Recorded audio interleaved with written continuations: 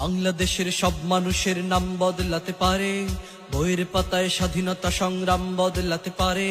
বঙ্গোপসাগরের পানি সব যেতে পারে শুকিয়েও, গোটা রাজধানী কেড়ে নিতে পারে বুড়ি গঙ্গার ঢেউ।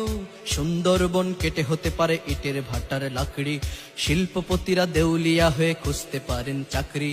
চোর গুন্ডারা পেয়ে যেতে পারে মন্ত্রীর মর্যাদা, আইনের ফাঁকে কালো টাকা সব হয়ে যেতে পারে সাদা। অনেকেই বলে এই দেশ নাকি হুজুগ জাতির দেশ, দফায় দফায় বদলায় এর রং ঢং পরিবেশ। তাই বলে ইসলাম এ দেশে হুজুগে হবে না শেষ, হুজুগে হবে না শেষ। ইসলাম এ দেশের পরতে পরতে জনপদে ঘরে ঘরে, ইসলাম এ দেশের 90% মানুষের অন্তরে। ইসলাম নিয়ে কেউ ছিনিমিনি খেলে এমন সাধ্য নেই, আর কিছু থাক না থাক তবুও ইসলাম থাকবেই। সবকিছু বদলে যাক তবুও ইসলাম থাকবেই, আর কিছু থাক না থাক তবুও ইসলাম থাকবেই। সবকিছু বদলে যাক তবুও ইসলাম থাকবেই।